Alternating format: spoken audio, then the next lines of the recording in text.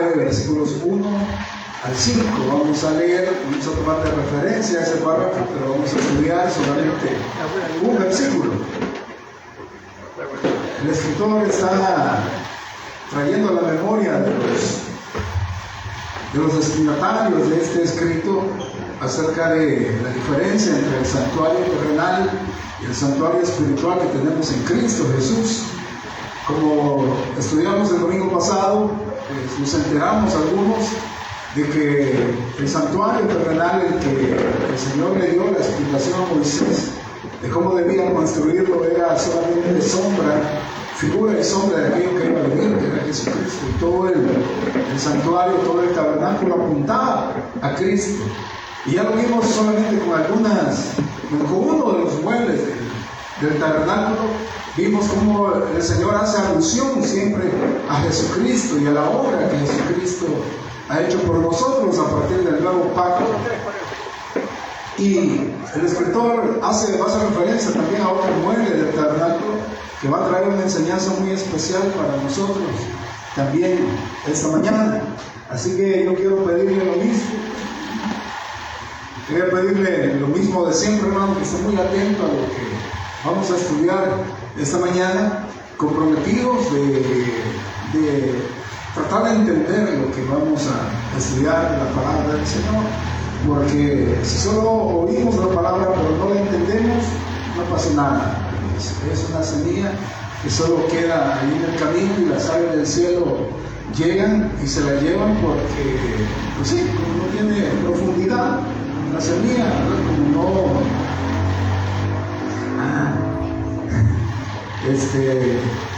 como no tiene profundidad la semilla, pues se las aves llegan y dice, oye, ¿ya le ha pasado eso a usted? Que ha dejado comida destapada y llegan los pajaritos y se lo llevan, ¿no? Entonces, lo mismo pasa con la semilla de la palabra del Señor.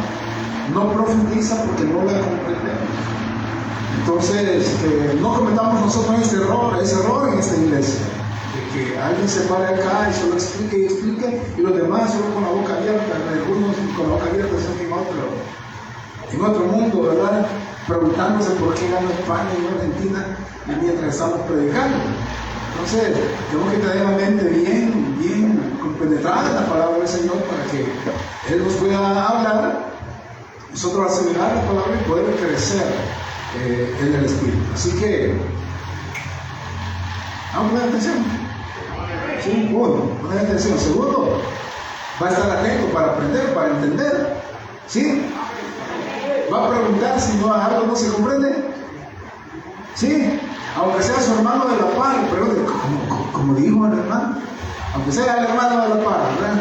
Y si no, levante su mano y yo retrocedo aquí un par de minutos y seguimos. Pero lo que va a funcionar la palabra, va a producir el efecto por el cual es enviada cuando la comprendamos, ¿verdad? Si luego una vez comprendida, la pongamos en práctica. Bien, Hebreos capítulo 9, versículos 1 al 5, dice de la siguiente manera: ahora bien, aún el primer pacto tenía ordenanzas de culto y un santuario terrenal, porque el tabernáculo estaba dispuesto así. En la primera parte, llamada el lugar santo, estaban el candelabro, la mesa y los panes de la exposición. Tras el segundo velo estaba la parte del tabernáculo llamada el lugar santísimo, el cual tenía un incensario de oro y el arca del pacto cubierta de oro por todas partes, en la que estaba una urna de oro que contenía el maná, la vara de Aarón que reverdeció y las tablas del pacto, y sobre ella los querubines de gloria que cubrían el propiciatorio, de las cuales cosas no se puede ahora hablar en detalle. Dice el escritor, ahora no se puede hablar en detalle porque él iba a profundizar en otro tema, pero nosotros vamos a hacer el tiempo para poder comprender el simbolismo o la figura de estos muebles del tabernáculo que el escritor menciona acá. Nosotros vamos a tomar ese tiempo no para describirlos todos, sino solo lo que hace referencia el escritor. Y para eso va a ser necesario que usted y yo tengamos una mente dispuesta para escuchar no una postura teológica, no una corriente teológica, no la visión de una iglesia, no la doctrina de una denominación, sino lo que dice la palabra del Señor. Porque cualquier postura teológica, cualquier corriente doctrinal, cualquier postura de una iglesia debería estar sujeta a las Escrituras, y no las Escrituras sujetas a una postura teológica o a alguna corriente de alguna iglesia. Cuando eso pasa, entonces la iglesia se comienza a desviar, se comienza a ir por caminos que no son indicados por la palabra del Señor, y ahí no podemos perder, ¿verdad? Distrayéndonos en cosas que la palabra no enseña, o tratando de edificarnos con cosas que no traen ninguna edificación para la iglesia. Entonces nuestro pensamiento, nuestras creencias, nuestras posturas, debemos someterlas siempre a la palabra del Señor. Y algunas veces nuestras posturas, las posturas que tenemos, pues chocan de repente con la enseñanza bíblica. Y si sentimos que eso pasa, que choca lo que venimos creyendo o lo que nos han venido enseñando, lo que hemos estado escuchando, con lo que dice la palabra del Señor, yo le aconsejo, hermano, que antes de molestarse o antes de negarlo o una idea o una explicación, antes de hacer eso, mejor terminemos de escuchar.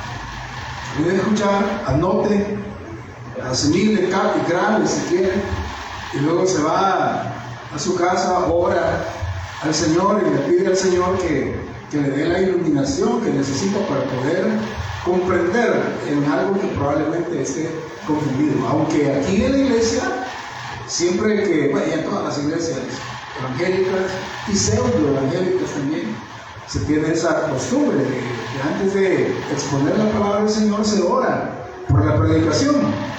Entonces yo tengo que creer de que si oramos de que el Señor usa al predicador, pues el Señor lo va a usar para escuchar la oración de sus ángeles. Pero también debemos orar por nosotros para tener una mente receptiva y ser un terreno fuerte que la palabra pueda producir su fruto. Entonces, usted debe creer que el Señor escuchó su oración cuando dijo, Señor, usa al predicador. Y yo voy a creer que el Señor escuchó mi oración cuando pedí, Señor, que los hermanos estén con su mente abierta para escuchar tu palabra, no posturas teológicas, sino tu palabra.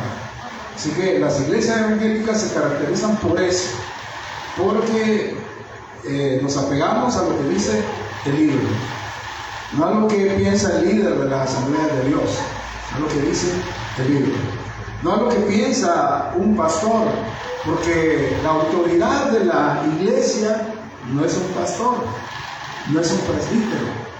La autoridad de la iglesia siempre es las Sagradas Escrituras. ¿Sí? Entonces, si un pastor o un presbítero nos quiere enseñar algo que está en contra de la palabra del Señor, estamos obligados a atenderlo. No estoy diciendo que haga una revuelta, no. Simplemente no estamos obligados a atenderlo. Estamos obligados a decir amén, porque alguien está diciendo algo. Es que yo le paso diciendo aquí todo el tiempo, no me interesa que usted diga amén. Paso diciéndome amén por todo lo que digo, o ande aplaudiendo. No me interesa eso, me interesa que usted escuche la palabra del Señor, la asimile, la procese. Y si por estarla procesando no aplaudo porque está atento, yo conforme, tranquilo. No necesito que usted confirme lo que yo estoy diciendo, necesito que usted confirme lo que la palabra del Señor le está afirmando. ¿Sí? Entonces, si la palabra del Señor le está afirmando algo, usted asimílelo, y si quiere, por dentro, diga, por Dios. Si lo quiere expresar, pues dígalo. Pero me interesa más que se comprenda lo que vamos a estudiar y que lo asimile en su corazón, lo interiorice y deje que el Señor haga lo que tenga que hacer con su palabra. La gracia del Señor, como hemos dicho tantas veces, no es una licencia para que nosotros hagamos lo que queremos hacer, porque ninguna condenación hay para los que están en Cristo. No quiere decir eso la gracia del Señor, sino que la gracia del Señor es esa fuerza o ese poder que da el mismo Señor cuando lo hemos aceptado con fe en nuestros corazones. Hemos confesado nuestros pecados y Él manda a su Espíritu Santo y hace una obra de regeneración en nosotros y cambia nuestra naturaleza y nos preserva a nosotros de pecado Y por eso dice el Señor, como ya nos ha tomado en su mano, ahora pues ninguna condenación hay para los que están en Cristo. Pero eso no quiere decir que vamos a seguir obrando de la misma manera que obrábamos, porque también el mismo apóstol Pablo dice que de modo que si alguno está en Cristo es nueva criatura. Sin embargo, los cristianos que hemos conocido la gracia del Señor por nuestra naturaleza pecaminosa, la cual la vamos a tener hasta el día de nuestra reunión con el Señor, siempre vamos a estar expuestos al pecado. Desgraciadamente siempre vamos a estar luchando con esa tendencia al pecado. Y debemos entender nosotros como hijos de Dios, de acuerdo a lo que vamos a estudiar, de que a pesar de que pecamos, Juan dice en su carta, ¿verdad, hermanos, hijitos? No pequéis, ¿verdad? Pero si pecan, acuérdense, tienen un abogado para el Padre, Jesucristo el justo. Entonces no se preocupen, hay que resolver esa situación de pecado, eso sí, hay que resolverla, pero tranquilo, nadie puede arrancar de la gracia del Señor. Pero hay que resolver esa situación, porque lo que debemos entender nosotros como cristianos es que es cierto, ninguna condenación para los que están en Cristo, pero también es cierto que Dios no puede ser burlado. Y todo lo que el hombre siembra, eso cosecha. Y lo primero que provoca el pecado en el cristiano es la interrupción de la comunión con el Padre. No hay una separación, porque no se puede. No puede haber separación. No sé si se acuerdan ustedes de la oración del Señor Jesús, allá en el Getsemaní, cuando oró por su iglesia. Creo que es San Juan capítulo 17, si no mal recuerdo. El Señor está haciendo la oración por aquellos que van a formar su iglesia. Y no sé si ustedes sabían que la oración de Jesús, todas las oraciones de Jesucristo fueron contestadas por el Padre. ¿Sí? Él mismo lo dijo, yo sé que tú me oyes, Señor. Y por eso, ahora, todas las oraciones de Jesucristo fueron contestadas. Y en esa oración que el Señor hizo por la iglesia, por aquellos que vamos a formar su iglesia, el Señor dijo, Señor, Padre, que esto, ¿verdad? Esto que me están siguiendo, logren una unidad, palabras más, palabras menos, usted parafraseando, que usted puede irse a San Juan capítulo 17, por ahí que la unión que tenemos entre nosotros, entre tú y el Padre, que esa unión que tenemos sea la misma unión que tengan ellos, sea la misma unidad que tienen ellos. Hablando de la iglesia. Y aquí en esta petición de Jesucristo, que fue contestada por el Padre, hay una gran profundidad de contenido en relación a nuestra seguridad, a la salvación, y que podemos entender esto. Cuando el Señor oró por su iglesia y pidió que esa misma unidad que había en la deidad también la mantuviera la iglesia, y el Señor contestó esa oración. Ahora, trasladémonos a la deidad allá en la eternidad. Nosotros sabemos que Jehová nuestro Dios uno es, ¿verdad? Se me está siguiendo, ¿verdad? Y creemos también creemos en Dios el Padre, Dios el Hijo y Dios el Espíritu Santo. Y ellos tres son el único Dios verdadero. Y entre ellos tres no puede haber separación. No se pueden separar porque son el mismo Dios.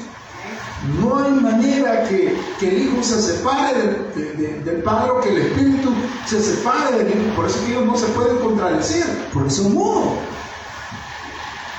Por eso el Señor decía, Juan decía que la obra del Espíritu Santo era confirmar las palabras que Jesús había enseñado. Porque el Espíritu Santo es recordarnos las palabras de Jesucristo. Lo que el Espíritu Santo hace es honrar al Hijo, glorificar al Hijo en toda su obra. Porque esa es la voluntad de Dios, esa es la voluntad de ellos. Entonces no pueden hacer algo diferente. Entonces si uno de ellos se separa, si el Espíritu Santo se separa, o el Hijo se separa, o Dios mismo se separa, uno, o dejan de ser Dios, el que se separa dejan de ser Dios, o los que se quedaron allá dejaron de ser Dios, porque comparten la misma naturaleza. El Padre, el Hijo y el Espíritu Santo son omnipotentes, son omniscientes y son omnipresentes. Si alguno de ellos se separa, dejan de ser omnipotente, omnipresente y omnisciente, porque dejan de ser Dios. Entonces, por eso no puede haber separación entre ellos. Esa unidad es una unidad eterna. No hay manera que ellos se separen, se desvinculen. Y que sea un Dios allá que se llama el Hijo y un Dios por allá que se llama el Espíritu Santo. No, son el único Dios verdadero. Entonces Jesús oraba y decía que esa unidad que tenemos nosotros también la tenga la iglesia. Entonces cuando alguien es incorporado al cuerpo de Cristo, de acuerdo a la oración de Jesucristo, no puede ser separado. ¿Entiendes? Esa fue la oración de Jesucristo. No puede haber separación. Porque en el momento que haya separación, pues se deja de ser hijo. O los demás dejamos de ser hijos. Y eso no puede ser. ¿Entiendes? Porque el Señor, con el sacrificio que hizo, consiguió para nosotros redención eterna, dice Hebreos. No existe esa posibilidad, no puede haber. De acuerdo a lo que dice la Biblia, no hay manera. Porque la misma unidad que hay allá en la deidad es la misma unidad de la que goza el cuerpo de Cristo. Puede haber separación, no hay manera. Esto fue una introducción para lo que vamos a leer. Vamos a referir al versículo 3 del capítulo 9 de Hebreos.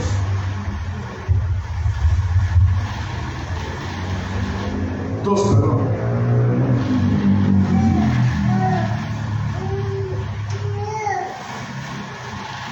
¿Se acuerda que el domingo pasado aprendimos acerca del primer mueble del que habla el escritor de los Hebreos, que era el candelabro? Y extrajimos la enseñanza que el Señor nos deja con la figura del candelabro. Pero dice el versículo 2, porque el tabernáculo estaba dispuesto así, dice, en la primera parte, llamada el lugar santo, estaba el candelabro. Luego dice, aquí nos vamos a detener, estaba también la mesa y los panes de la proposición. Hoy no les traje la imagen porque no me quedo chance, sinceramente no me quedo chance. Pero vamos a tratar de usar nuestra creatividad, nuestra imaginación, para poder entender lo que vamos a estudiar en esa mañana. La mesa y los panes de la proposición. Nos vamos a tener que ir a Éxodo capítulo 25, versículos 23 al 30. Cuando lo tengan, me dicen amén. O me dicen, ya lo tengo, hermano.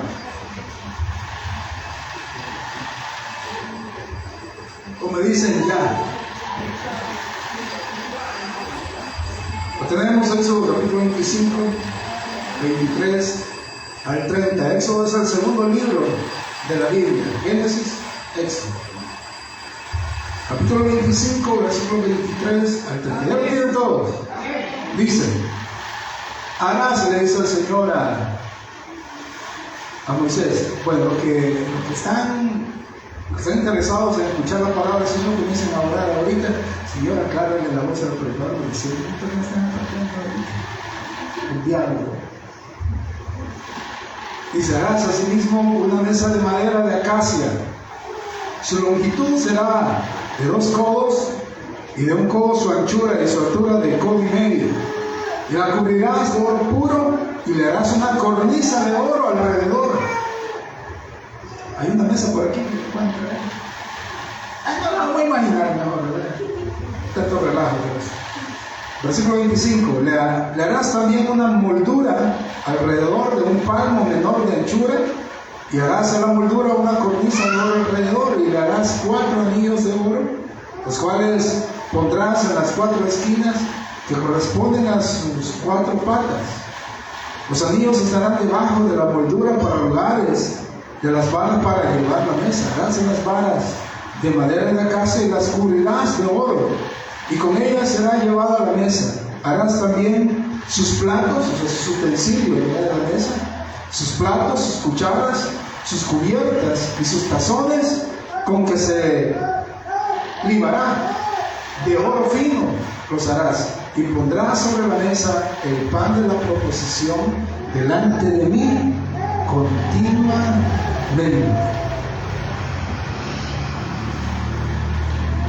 ¿Qué quiere decir continuamente?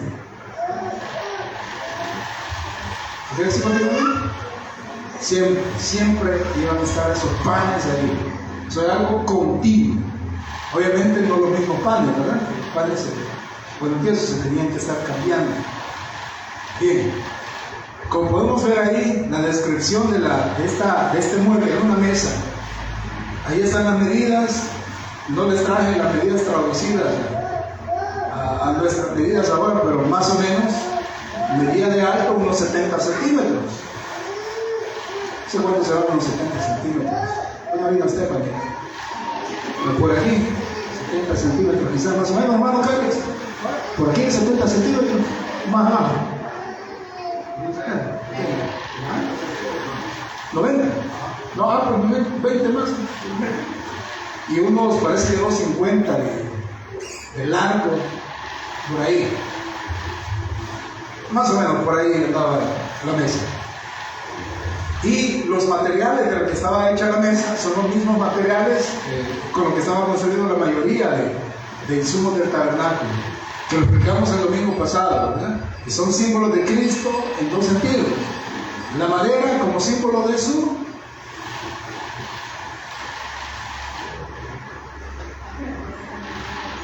apenas 8 días.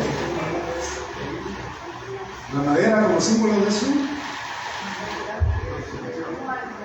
su humanidad, y el oro como símbolo de su deidad, ¿verdad? Los dos materiales unidos ahí, uno simbolizando su humanidad y otro simbolizando su deidad, porque Jesucristo, creemos nosotros, era hombre, pero también era Dios. Era Dios hecho hombre. Entonces el material de que estaba hecho en la mesa también era de madera, de acacia, dice que no sé qué es la acacia, y chapeada en oro puro. Gracias. Ok. Ese puso el chico. A mí cómo me gusta el chico.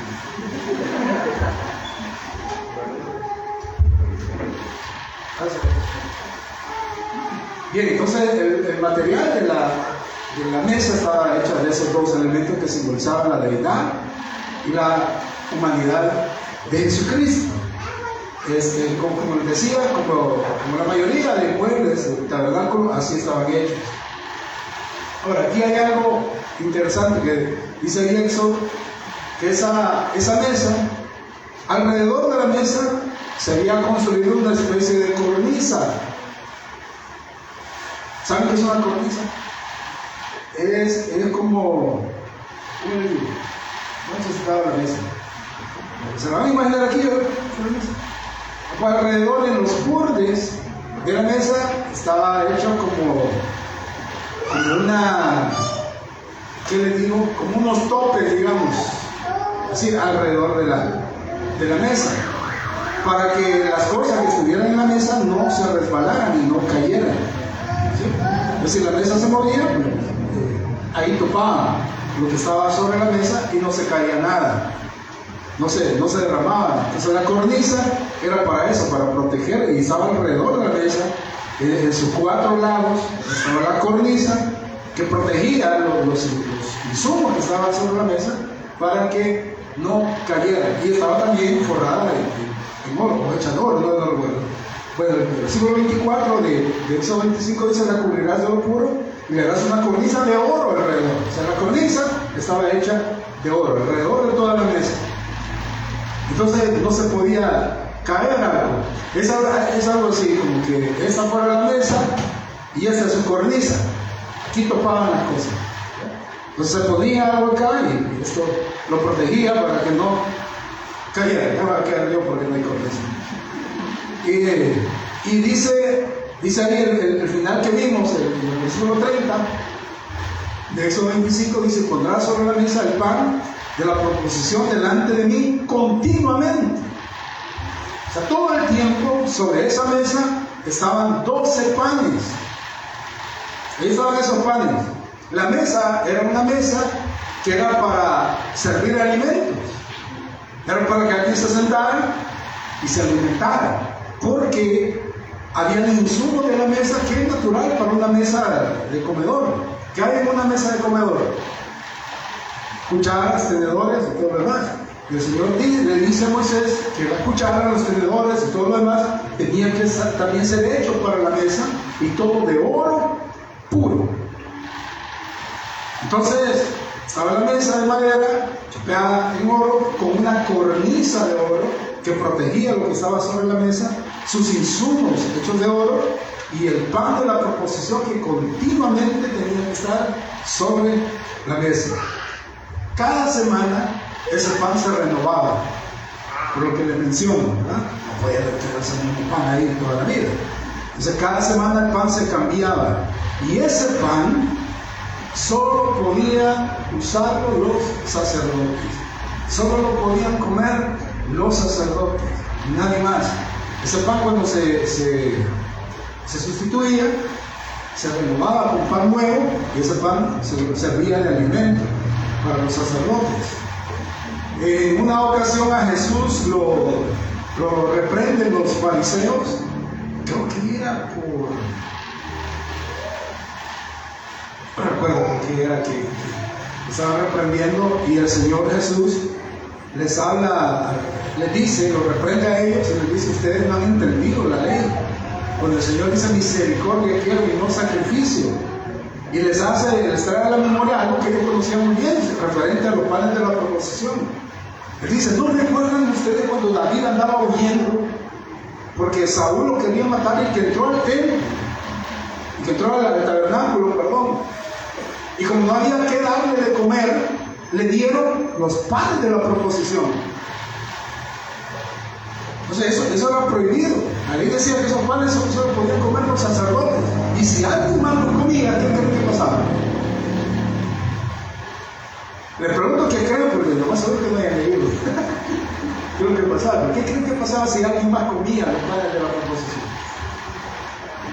Se morían, porque eran destinados para el sacerdocio. Pero ¿qué creen? David se los come y no se muere.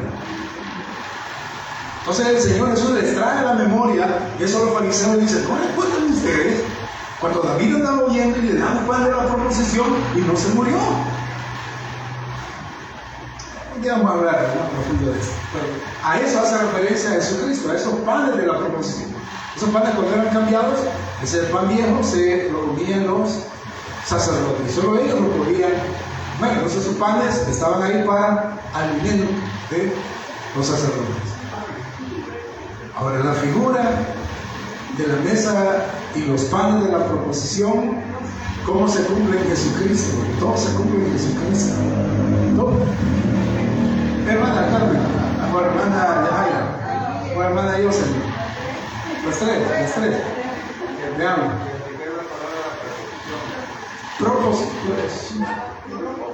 Proposición, no sé.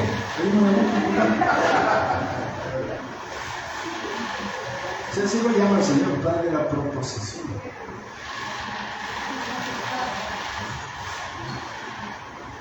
¿Por qué se llama proposición? ¿Qué quiere decir proposición? ¿Cómo? ¿Perdón? El pan de la presencia. Ah, bueno, era un pan consagrado, digamos, un pan consagrado, ¿verdad? Y de hecho era un pan santificado. ¿Por qué era un pan santo? El pan estaba hecho de harina, ¿verdad? De maná, lo más probable, ¿verdad? Porque los israelitas en el desierto comían maná. Entonces ese pan no era especial. ¿En qué momento se volvía especial el pan? En el momento que se ponía en la mesa. Ese era un pan santificado. Y cuando ese pan se ponía en la mesa, nadie lo podía tocar. Estaba en la presencia del Señor. Entonces, cuando él había destinado que se cambiara, lo agarraban y se reunían los sacerdotes, porque él mismo había dicho para qué servía ese pan. Entonces, era un pan consagrado. Y muy oportuna esta lo vamos a explicar ahorita. ¿Cuál es el simbolismo que la mesa en los panes de la proposición se cumple en Jesucristo? Ay, hermano, esto es increíble. Como ya explicamos, si empezamos por los materiales, pues simbolismo de la deidad y de la humanidad de Jesucristo, la madera y el oro.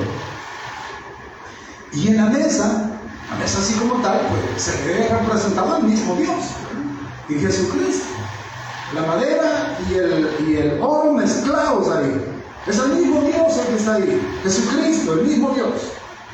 Y en los panes, obviamente, se ve un componente meramente humano. Porque el pan no estaba cubierto de oro, ¿no?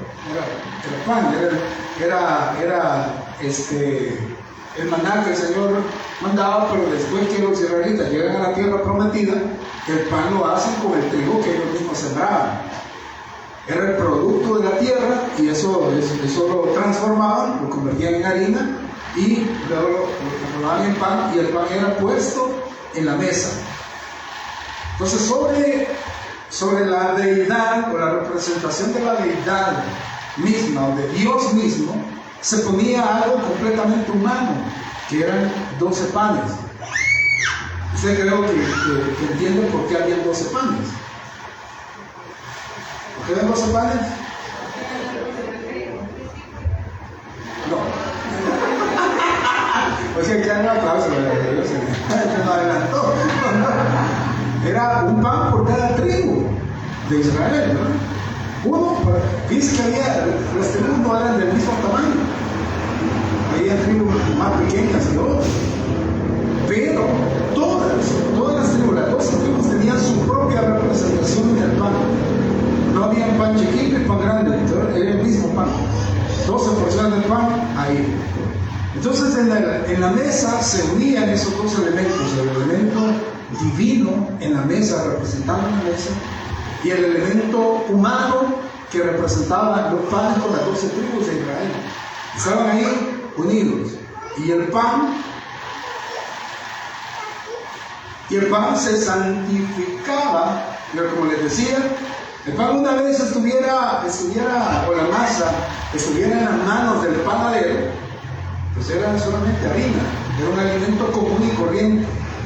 Era un alimento que cualquiera lo podía comer, incluyendo los levitas, incluyendo los sacerdotes lo podían comer, cualquiera lo podía comer. Si llegaba un niño por ahí que quería pan, podía agarrar ese pan, pero una vez ese pan llegaba a la mesa, ya nadie lo podía tocar. Ese pan era santificado. Esa harina común y corriente dejaba de ser común y corriente y se volvía el pan de la proposición, el pan consagrado. Lo mismo que pasa con nosotros. Una vez nosotros no conocemos a Cristo, somos humanos común y corriente. Somos una gente que no éramos pueblo. El apóstol Pablo nos llama hijos de ira, hijos de desobediencia, destinados al castigo eterno. No éramos nada nosotros. Éramos insignificantes. No nos queríamos ni nosotros mismos. Nuestros familiares, la gente que nos conocía, veía así, no teníamos nada especial. Pero una vez nosotros entregamos nuestra vida a Jesucristo, el Señor toma este pan, que somos nosotros, y nos traslada y nos coloca en su presencia. Somos colocados en la mesa juntamente con Cristo. De modo que si alguno está en Cristo, una vez estando ahí, ya no somos los mismos. Somos un pan santificado. Pedro lo diría mucho tiempo después: mas vosotros sois real sacerdocio. Aquellos que no éramos nada, que éramos insignificantes. Imagínense cualquiera de ustedes ahí. No, imagínense usted mismo. ¿Quiénes éramos nosotros antes? ¿Quiénes éramos? ¿Quién daba un 5%? ¿Quién nos creía algo? ¿Quién confiaba en nosotros? Y Pedro nos dice: mas ahora vosotros sois. Cada uno, y póngale ahí su nombre. Mas ahora Jaimito es real sacerdocio. Y no porque él sea una harina especial, era una harina común y corriente, como usted y como yo. Como la harina del hermano Naúl, es la misma. Como la harina del hermano Cáliz, como la harina de Maribel, como la harina de la hermana Margarita, estamos hechos de lo mismo. Tenemos la misma naturaleza de la hermana Blanquita. Tenemos la misma pasión, los mismos deseos, las mismas intenciones. Somos igual que Giovanni, todos somos iguales. Somos igual que el vecino, los compañeros de trabajo, igual, la misma. No estaba lo especial en el material de lo que estaban hechos. Se volvieron especial porque Jesucristo nos tomó y nos puso en la mesa. Entonces ahora Pedro dice: para vosotros sois real sacerdocio, nación santa, pueblo adquirido por Dios. No por nosotros, sino porque Él nos puso en esa posición. Ahora ya no somos esclavos del mundo, sino que Él nos ha puesto en lugares celestiales, le dice Pablo en los Efesios. Una posición celestial, de bendiciones celestiales. Somos diferentes, ya no somos iguales. No somos el mismo pan que sale del taller de la panadería. Es un pan que el Señor sacó de ahí de la panadería, pero lo pone en su mesa. Y en esa mesa el pan estaba ahí todo el tiempo en la presencia de Dios. Todo el tiempo en la presencia, estaba en la mesa. Así como pasa el cristiano está todo el tiempo en la presencia del Señor. Ahora, el error poético cuando nos permite, ¿verdad?, decir algunas cosas que no son tan bíblicas, como cuando cantamos y hacemos alguna oración, que decimos: hermano, vamos a entrar en su presencia. ¿Cómo vamos a entrar en su presencia? Nosotros estamos en su presencia. No hay manera que nosotros podamos entrar en su presencia. Porque si nosotros entramos a su presencia, queremos decir que en un momento salimos de su presencia. No se puede, el pan no salía de ahí, el pan estaba continuamente en la mesa. ¿Entienden? Claro, pero como le digo, es el error poético. La canción suena bonita, ¿verdad? Él entra en la presencia y todos entramos a la presencia. Es un decir. Pero usted tiene que estar consciente, hermano, que no es que usted entre a la presencia. Hay hermanos también, otros hermanos pentecostales, que oran por la presencia del Señor y claman por su presencia. Hermano, ore por la presencia. ¿Y cómo va a orar por la presencia si Él está en nosotros? Nosotros estamos todo el tiempo ahí, sobre esa mesa. Entonces no hay momento en el que el Señor se separe de nosotros, porque no se puede. No hay manera que nosotros nos desvinculemos del Padre. Eso no existe. Nosotros estamos todo el tiempo en su presencia, como el pan estaba ahí, continuamente en su presencia. Y ese pan, como es un alimento, ¿verdad? Es un alimento. El Señor lo veía como un pan que se ponía para su sustento. De alguna manera podría verse así, como que era un pan que estaba en su presencia, era para el Señor. Así como nosotros hemos sido escogidos para Él. Nosotros ya no somos de nosotros, nosotros somos de Él. Pablo decía: mas ya no vivo yo, sino que vive Cristo. Y ya no somos nosotros. Es un pan que estaba destinado para el Señor. Y había otro simbolismo aquí en este acto de proveer un pan continuo en la mesa.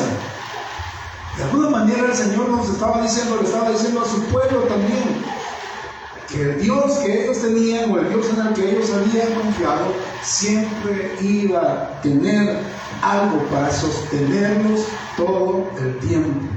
El alimento nunca iba a faltar, porque Él tenía cuidado de sus hijos. Siempre iba a haber un pan para cada tribu de Israel. Ellos no debían preocuparse por nada, porque Dios era quien los sustentaba. Y obviamente en el nuevo pacto nosotros vemos cumplida esa promesa y esa palabra. Mateo capítulo 6, versículos 31 al 34 dice de la siguiente manera.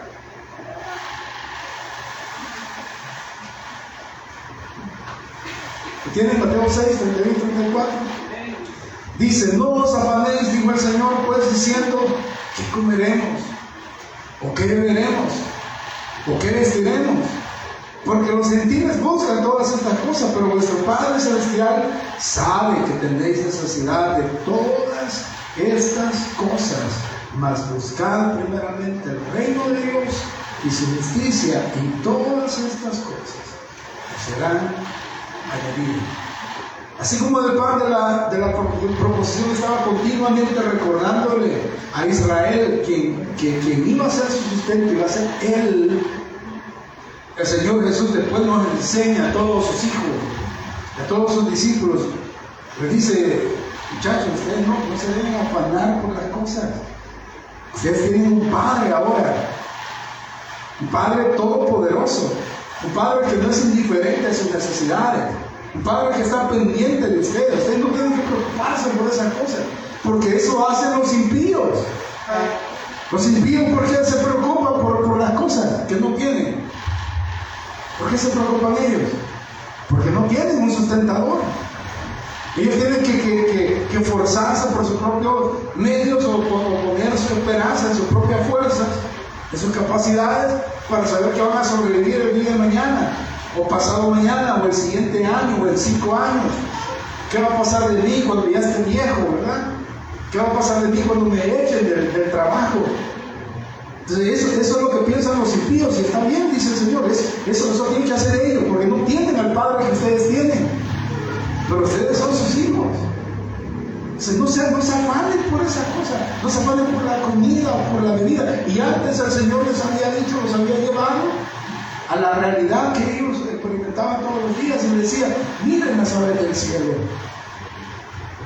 Y acuérdense que el sermón del monte se predicó en un monte, un campo abierto, y seguramente mientras el Señor estaba enseñando había muchos pájaros por ahí volando. El Señor le decía: vean las aves del cielo, vean qué hacen ellos para ganarse el sustento, dónde trabajan, dónde marcan su entrada y su salida, a dónde reciben su salario, quiénes están dando órdenes de lo que deben hacer y lo que no deben hacer. Pero vean, el Señor las sustenta todo el tiempo. Siempre hay algo para que ellos coman. Y después los lleva a los lirios del campo, que estoy seguro también que allá en el campo habían plantas. No, pero ahora había lirios también. Ven los lirios. ¿No les gustan los lirios? Yo no sé cuáles son los lirios, pero son bonitos. Varias personas han oído decir que chulos los lirios. Yo recuerdo que una vez lo vi, no me acuerdo, pero me acuerdo que una vez lo vi. Y nosotros, como los varones, somos medio toscos, ¿verdad? No la vamos a ver. Yo lo vi y dije: qué bien. Nada más, ¿verdad? La verdad no me parece tan bonito. Pero, bueno, y así cualquier flor. No sé cuáles flores les gustan a ustedes. He escuchado de tulipanes, no sé cuáles son.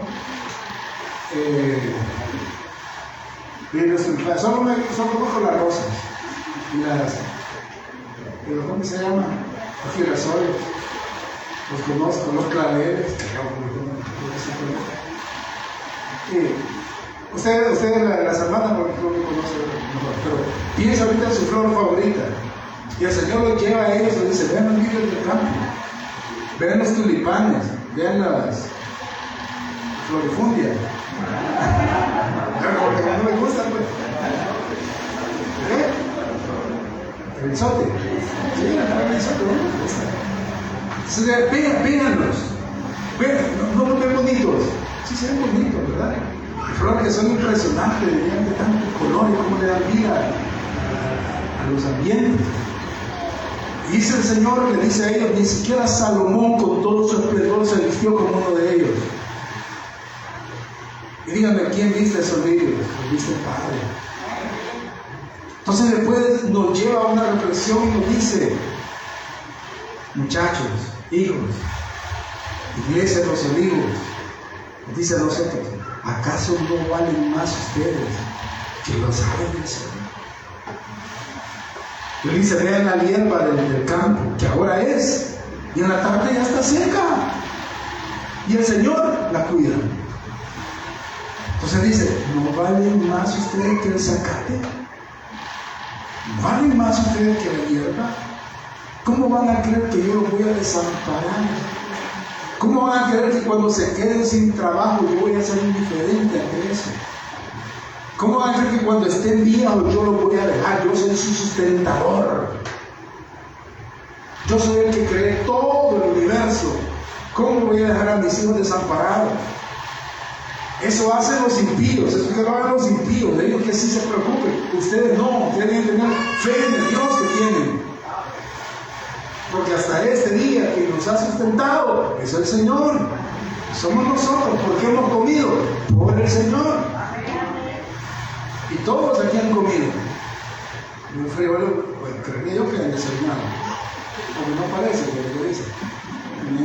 Bien, ya. Pero creería que la mayoría comieron. Y los que no comieron fue porque les agarró la tarde, qué sé yo. Pero no porque no hayan tenido. Y en aquellos momentos difíciles que no tuvieron, el Señor les demostró cómo su gracia estaba ahí y algo les llevó. De una manera sorprendente, alguien les llevó y pudieron comer, o les quitó el hambre. Y tuvieron necesidad de comer.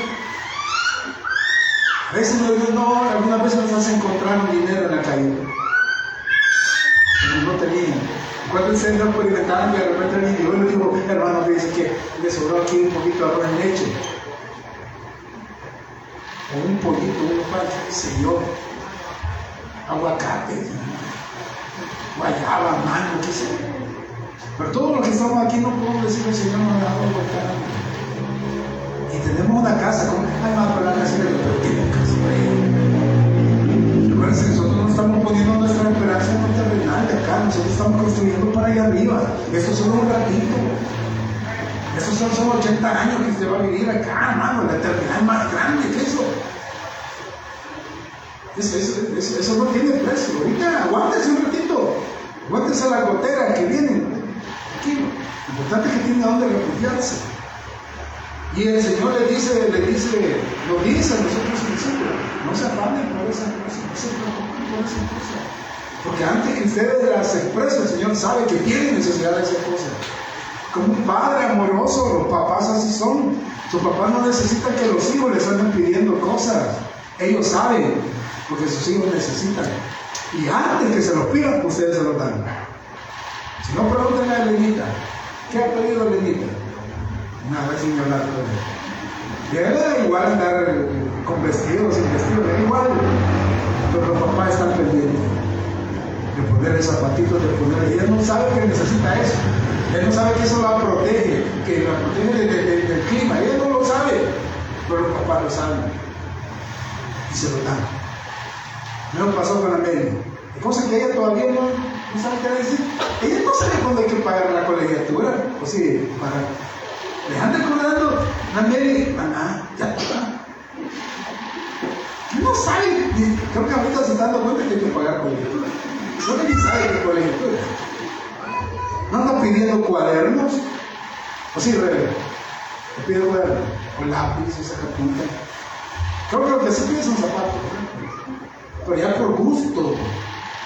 Por gusto. O sea, no por gusto, pues. O sea, lo que a ella le gustan.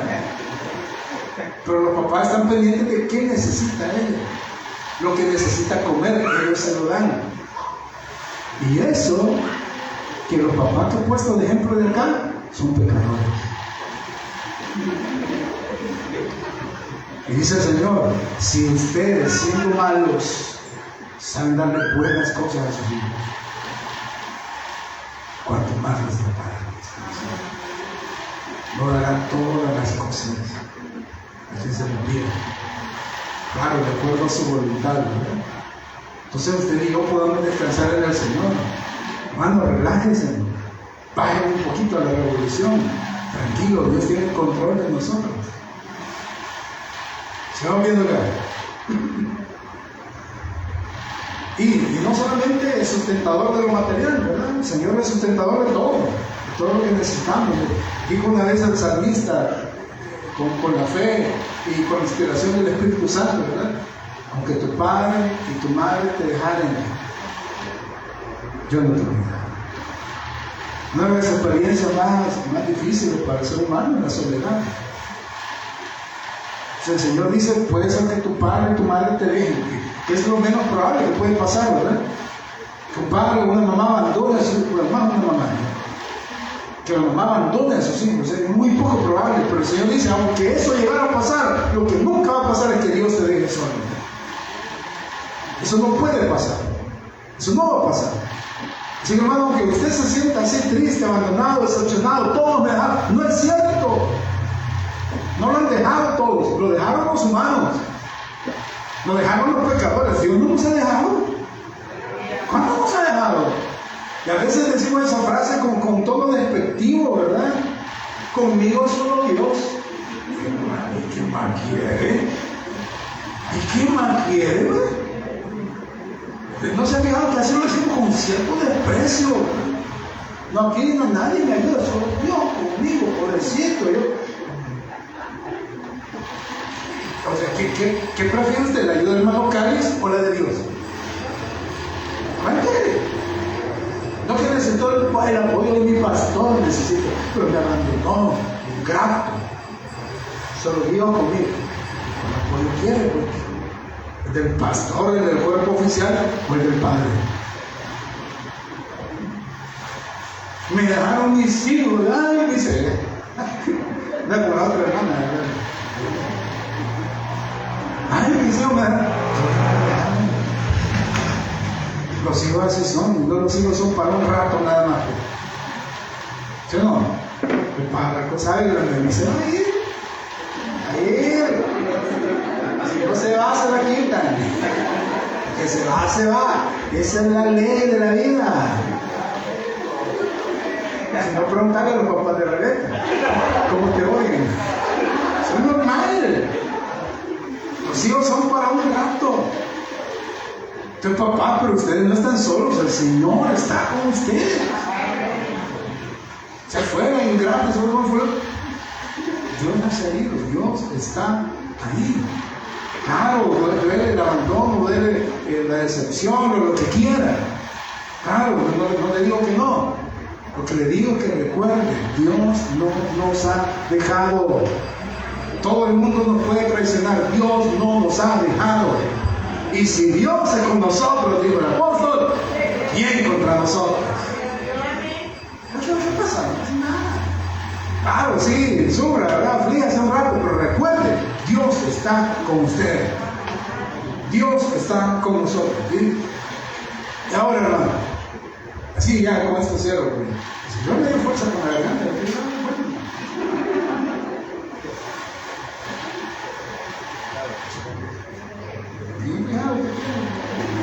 soy alérgico. Bueno, la cornisa, ¿recuerdan? La mesa estaba rodeada de una cornisa. Ay, hermano, qué especial es este tema de la cornisa, porque la cornisa impedía que lo que estaba en la mesa cayera. ¿No es así su gracia? ¿No es así la gracia del Señor? Porque nosotros nos sostenemos no por nuestra capacidad, no por nuestra santidad, no por nuestra perfección, no por lo que dejemos de hacer. Estamos aquí solo por su gracia. No es que nosotros nos agarremos del Señor y no me caigo. A ese término tan tétrico, ¿verdad? Tan feo que ocupamos en las iglesias. El hermano se cayó de la gracia. ¿Qué decía eso? ¿Cómo? No hay manera. Para eso estaba la cornisa, para que ese pan no se cayera. No había manera que se cayera. Y una cornisa que la protegía. No era el pan el excelente, no era el material de lo que estaba hecho el pan que se pegaba en la mesa. ¿No han visto algún material? Pero que usted lo pone, usted le da vuelta al bolero y queda pegado. No era el material del pan, era la cornisa la que protegía que el pan no se cayera. Y si usted se va, hermano, Creo que se va a la iglesia, creo que se va a Romanos capítulo 8, 35 al 39. ¿Que se acuerda de lo que dijimos el domingo pasado? El Antiguo Testamento debo interpretarlo a la luz del Nuevo Testamento.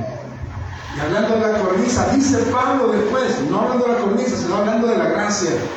Dice Romanos capítulo 8, versículo 39, ¿quién nos separará del amor de Cristo? Pregunta Pablo, ¿quién nos va a separar del amor de Cristo? Y comienza a listar una serie de situaciones que dice Pablo, tal vez esto nos pudiera separar del amor de Cristo. Tribulación, angustia, persecución, o hambre, o desnudez, o peligro, o espada. Pablo pregunta, ¿estas cosas nos pueden separar del amor de Cristo? Refirámonos a una de ellas. Refirámonos a la espada. Pablo pregunta, ¿la espada nos puede separar del amor de Cristo? Imagínese usted con una espada, entre la espada y la pared, la espada apuntando a su corazón, diciéndole, niega a Cristo. Yo sé que todos acá me dirían, yo jamás me negaría. Lo mismo dijo San Pedro. El primer papa, lo mismo dijo. A ver, yo no sé quién de acá se cree más recio que Pedro. ¿Se imagina usted topado en la pared con una espada que le dice niega a Cristo? No le voy a preguntar qué había, sus ojos me lo dicen. ¿O qué había yo? Te vamos a echar a los leones. Peligro, desnudez. ¿Se imaginan desnudez? O sea, estamos hablando de una necesidad económica, cosa seria, ¿verdad? Y de repente le ofrecen un trabajo en el que usted ya no se va a poder congregar. Y dice Pablo, eso nos podrá separar del amor de Cristo. Imagínense esas situaciones, ¿no? Imagínense usted en una situación de necesidad precaria, horrible, que no tiene que comer y de repente llega la oportunidad de su sueño. Que se vaya a trabajar a no sé qué país, tantas horas, pero debe congregarse de alguna manera. No puede tener ese servicio que le tiene el Señor. Y cualquiera diríamos, cayó. No se cayó a la hermana. Volvamos a la espada apuntándole a su garganta, hasta que niegue a Cristo. Pero dice Pablo, tribulación, angustia, ¿eso no podrá separar del amor de Cristo? Persecución, o hambre, o desnudez, o peligro, o espada. Y Pablo hace referencia a la Escritura y dice, como está escrito, por causa de ti somos muertos todo el tiempo. O sea, nosotros ya estamos muertos. Somos muertos todo el tiempo. Dice, somos contados como ovejas de matadero. Antes, dice Pablo, en todas estas cosas. ¿Cuáles todas esas cosas? La desnudez, persecución, peligro, hambre, espada. Antes, en todas estas cosas, dice, somos más que vencedores, pero no nosotros. No por nosotros. Así que somos más que vencedores por medio de aquel que nos amó, por lo cual, dice Pablo, estoy seguro. ¿Qué es eso, hermano? Es su fe. Estoy seguro que hay una cornisa a mi alrededor que me protege, que yo no me vaya a caer. No hay manera que yo me caiga, porque hay una cornisa protegiendo el pan de la mesa, impidiendo que ese pan caiga de la mesa, impidiendo que ese pan caiga de la presencia del Señor. No puede ser, esa cornisa lo está protegiendo, y por eso Pablo dice, por lo cual estoy seguro que ni la muerte, ni la vida, ni ángeles, ni principados, ni potestades, ni lo presente, ni lo porvenir, ni lo alto, ni lo profundo. Y cierra con esta expresión Pablo y dice, y ninguna cosa creada me puede separar del amor de Dios que es en esa mesa en la que estoy, en Cristo Jesús. Una vez llego a la mesa, es Dios mismo quien me protege. Él me protege. Dice Judas, Judas 24 y 25, versículos 24 y 25 dice: y aquel que es poderoso, ¿quién es el poderoso? El Señor. Dice: y aquel que es poderoso para guardaros, ¿cómo dice? ¿Me ha encontrado Judas? Sin caída. Dice: aquel que es poderoso para guardarlos sin caída. ¿Se han fijado que hay un término que ocupamos mal nosotros como cristianos? ¿Cuál es el término que ocupamos mal? ¿Cuál? Se cayó el hermano. Que no es poderoso Dios para guardarlo sin caída. Eso es lo que dice la palabra del Señor. Hermano, porque puede caer. Eso es lo que dicen algunos cristianos. Vamos a la Biblia, le dije al principio. Aquí no nos vamos a defender de una postura teológica. Vamos a la Biblia. ¿Qué dice la Biblia? Hay algunos hermanos que dicen que sí, que fulano se cayó, que el otro se va a caer. Usted le puede caer, que yo me caí como 7 veces y aquí estoy. ¿Pero qué dice la palabra del Señor? Judas dice: y aquel que es poderoso para guardaros sin caída y presentaros, ¿cómo? Sin mancha. ¿Quién es poderoso para presentarnos sin mancha? Nosotros, no, es Dios. Somos nosotros los rezos para no caer, no, es Dios que nos tiene sin caída, nos preserva así. ¿Por qué sin caída? Porque hay una cornisa que se llama gracia, que no nos deja caer. No hay manera. No de que peque, sino claro, si peque no pecado, pues. Eso no quiere decir que usted ha caído, no es posible que caiga, porque Él es poderoso para guardarnos sin caída. Pero lea la Biblia, no es que no se lo estoy inventando, lea usted la Biblia, ¿no? Se está diciendo en la Biblia. Y presentados sin mancha delante de su gloria con gran alegría al único y sabio Dios. Si no tenemos claro quién es el poderoso para guardarnos sin caída, dice: al único y sabio Dios, nuestro Salvador, sea la gloria y majestad, imperio y potencia, ahora y por todos los siglos. Porque una vez fuimos tomados de la harina común y fuimos puestos en esa mesa, en una cornisa especial de oro puro, representando la pura deidad, que es Dios mismo quien protege ese pan de la caída. Y como dice Judas, Él es poderoso para presentarnos sin caída y presentarnos santos delante del Señor.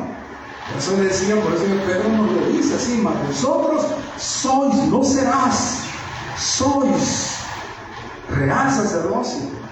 No es que más vosotros algún día van a ser. No, ya somos real sacerdocio, nación santa, pueblo adquirido por Dios, para anunciar la virtud de aquel que nos llamó de las tinieblas a su luz admirable. Por lo tanto, dice Pablo, andemos como hijos de luz. Porque si ya fuimos sacados de las tinieblas a su luz admirable, andemos como hijos de luz. Porque si no andamos como hijos de luz, eso quiere decir que nunca hemos conocido la luz. No conocimos la luz, porque el que conoció la luz va a brillar juntamente con Cristo, como el candelabro, ¿se acuerdan? ¿Se acuerdan como el candelabro?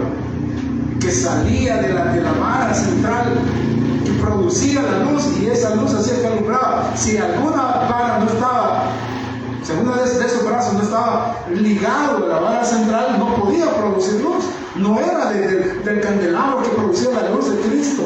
Por eso que Jesús lo dijo después: separados de mí, dijo, nada podéis hacer.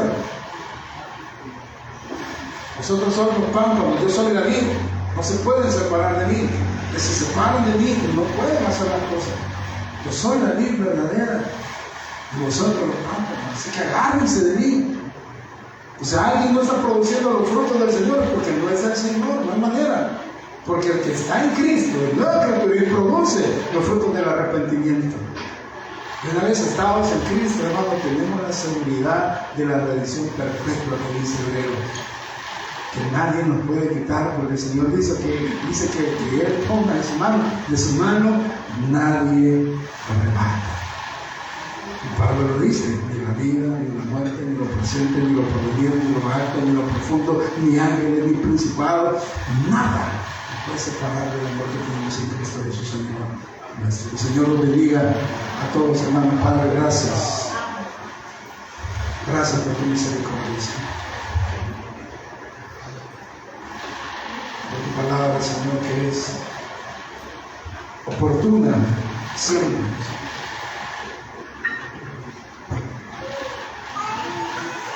Señor, gracias por este regalo merecido que tenemos, Señor, de la gracia. Que no mereciendo, Señor, nada de ti, nos las damos. No por nuestra fuerza, no por nuestra capacidad, porque fuéramos especiales, porque lo sabemos muy